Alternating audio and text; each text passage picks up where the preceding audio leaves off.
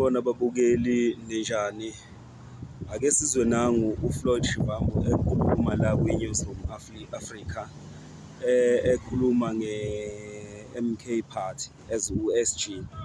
uFloyd Shivambu engikutholayo la enkulumeni yakhe uyaveza ukuthi i-MK Party hayi ukuthi ihamba ne-administration kaDonald Trump wase-USA, kodwa i-MK Party yayimncoma uDonald Trump ngokuthi wakwazi ukuthi ebe umuntu onganqoba izimpi zomhlaba ngokuthi kube nokuthula noxolo emhlabeni. Kodwa ngalokho ayisho ukuthi i-MK Party i-America under uDonald Trump isishintshile, ayiseyiyona lento eyiyona. I-America uyaveza kahle kahle uFloyd Shivambu ukuthi i-America ayisoze yayithanda i-Africa noma i-South Africa in general, yabo.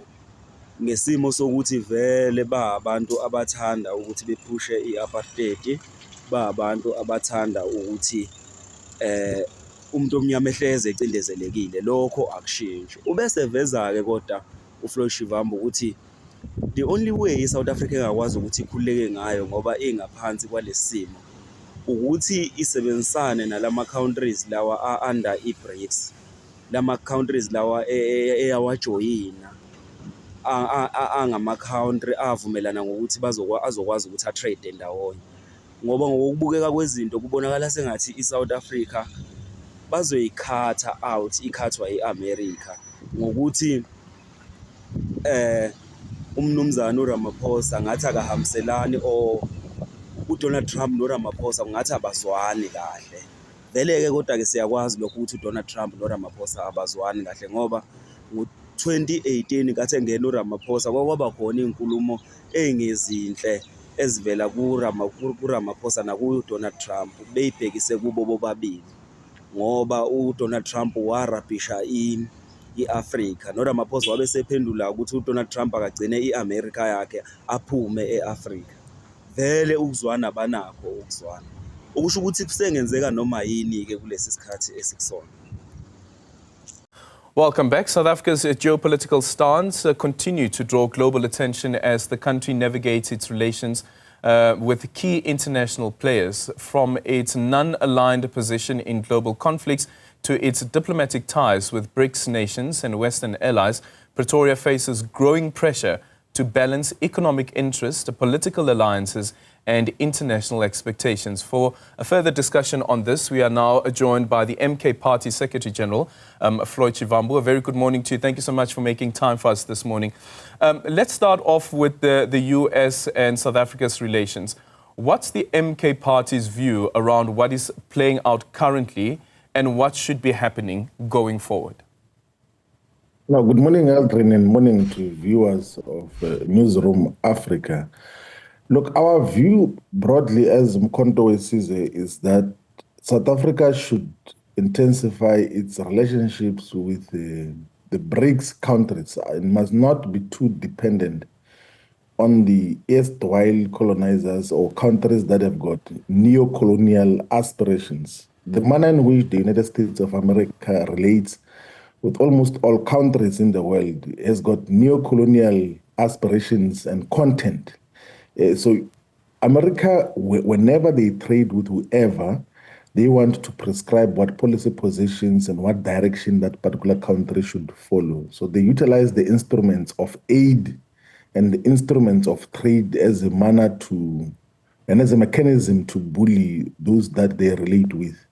So to trade with the United States of America, of course, in the current conjuncture and period, it might be beneficial to certain economic role players, particularly those who export goods and products through the AGOA agreement, which the American government has with different African countries.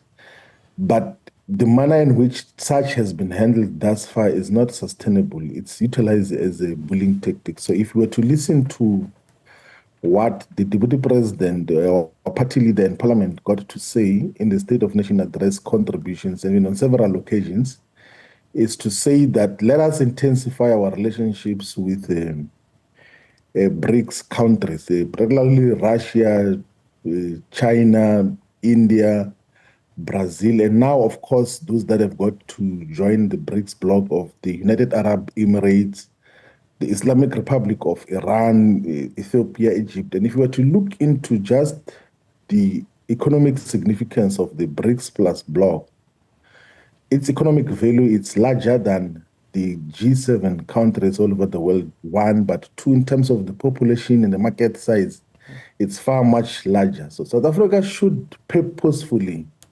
pursue far much more sound relationship with the global south, because those with neo-colonial or colonial aspirations, they'll continue to abuse us and treat us as non-entities. They still want to maintain the colonial relationship that existed for many years, that they tell us what to do and everything else there. And the mischaracterization of South Africa's problems by Mr. Donald Trump is a deliberate effort. It's part of the colonial attitude of wanting to dictate as to what should happen to South Africa's foreign policy on Israel, on a variety of other questions as well. So basically, we need to intensify our relationships with the global south. We must not be too dependent on the colonial West, because their aspirations, their attitude, their approach has not shifted even when colonialism has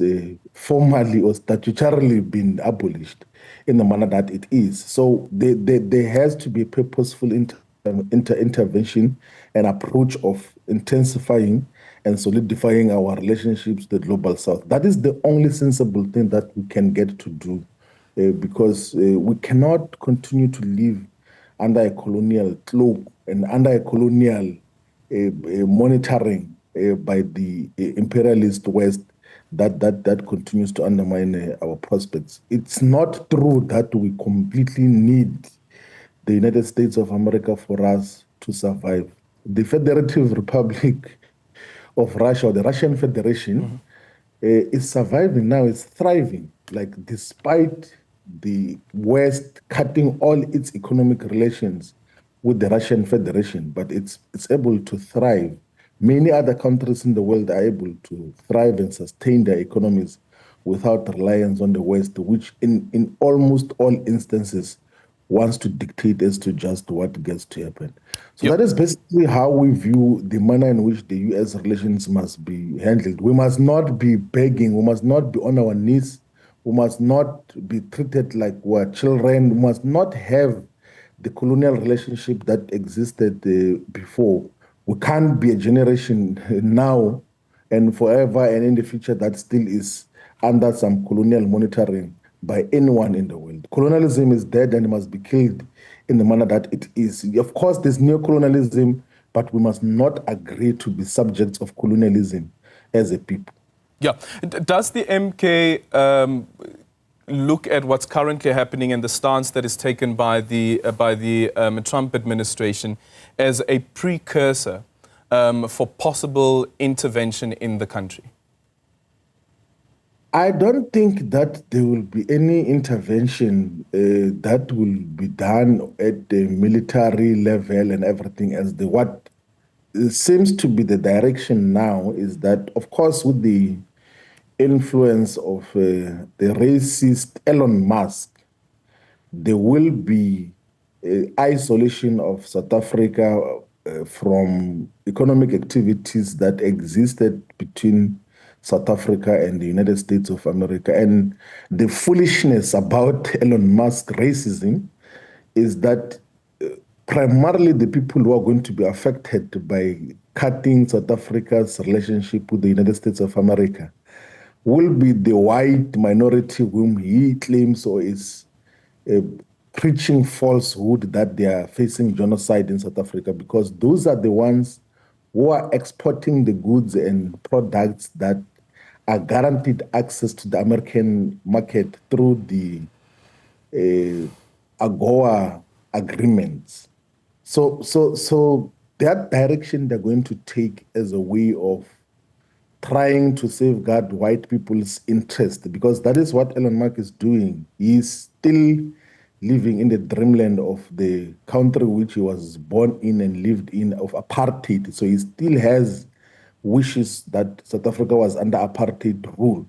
That is what it is. That is what it is. And then he utilizes the fact that he has got some money to then influence a puppet president in the United States of America in the manner that it is, and then got to bastardize South Africa and intimidate in terms of his own aspirations. And they will at some stage try to unplug South Africa from the tariff-free access to the American market for certain products, but those at a business level that are going to suffer are those of the ilk of Elon Musk. Those who look like him are the ones who are going to be most affected, because there are no people who look like us who are having access to the American market. And if anything, those who are benefiting out of the AGOA process, it's the white minority and some of the global multinational corporations that are taking advantage of South Africa's access to the American market and come to assemble vehicles here in South Africa so that they can reap benefits from the AGOA access.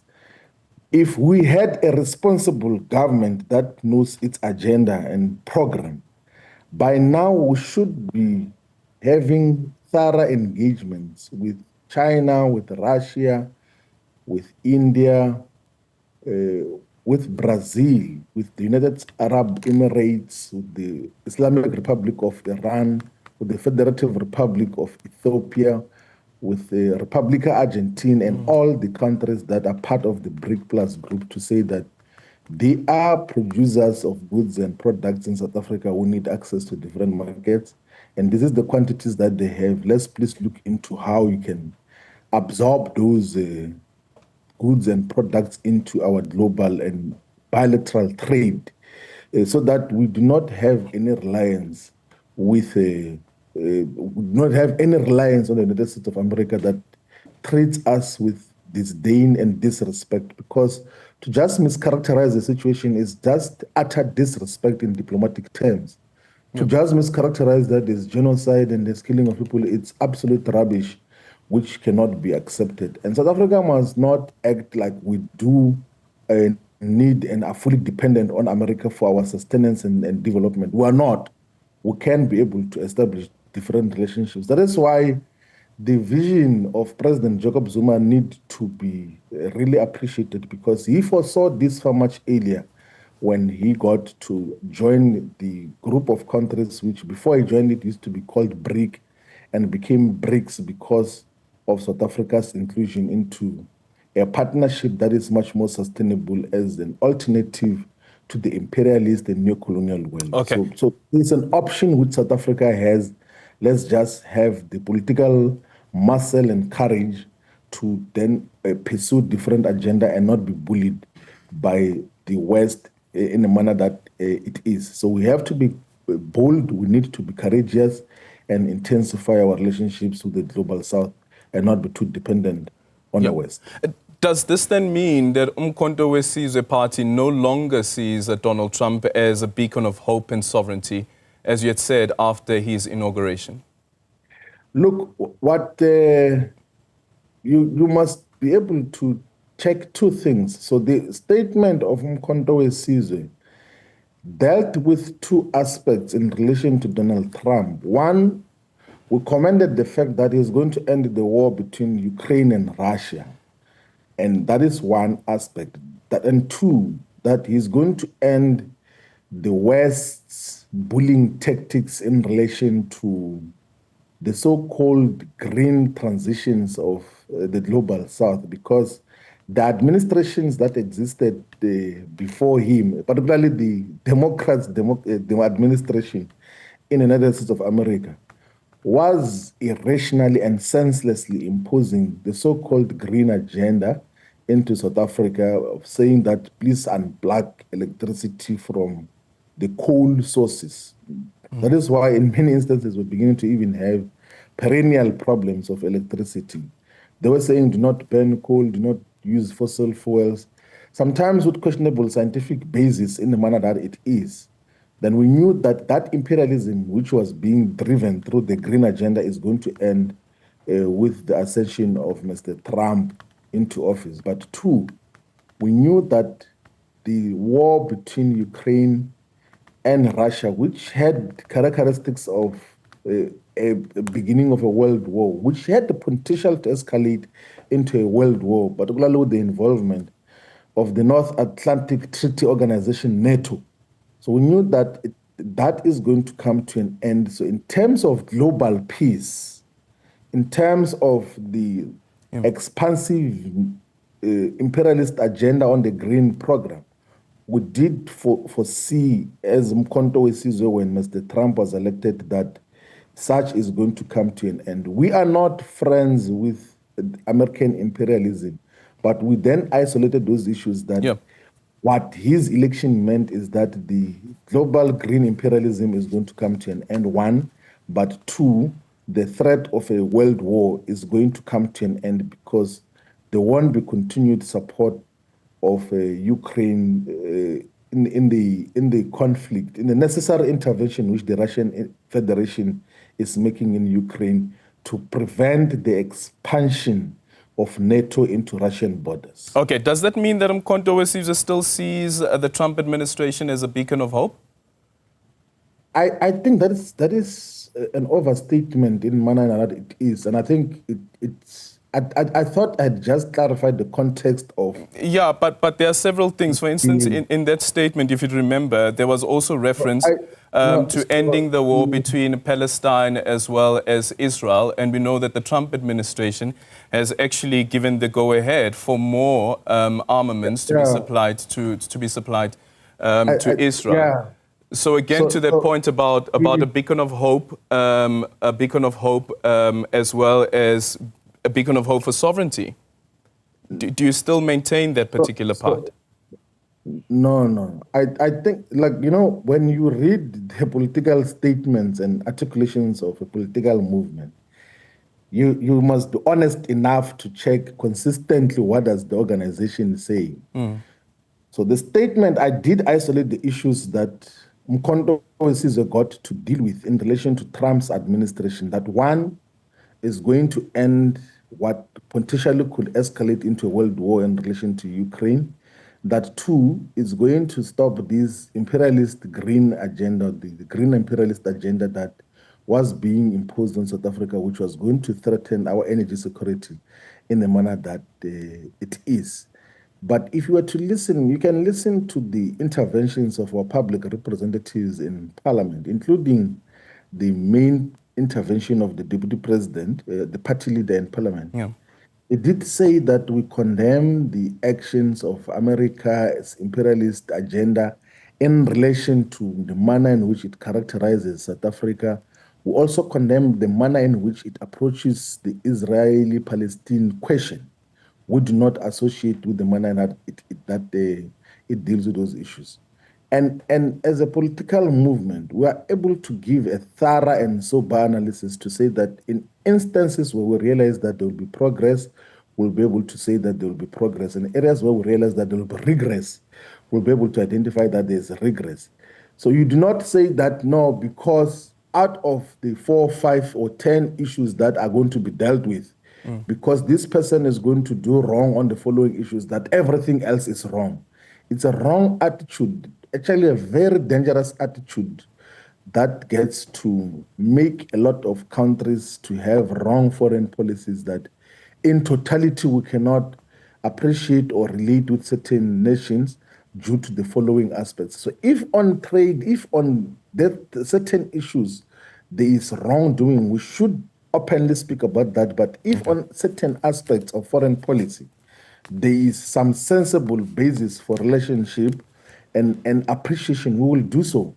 We knew and we know that if it had not been contained, if it was not going to be contained, the Ukraine-Russia conflict had potential of escalating into a world war, mostly because of the support of NATO and the pushback from Russia, which rationally and sensibly was going to had to be aided by the friends of Russia in the world. So that is basically what we then got to appreciate in terms of those dynamics. It's not either or. It's not it's not some gangsterism that we are involved in terms of foreign policy, there are aspects that you appreciate and the aspects that you then say this is wrong, and you must be able to clearly articulate all the issues that you do not appreciate.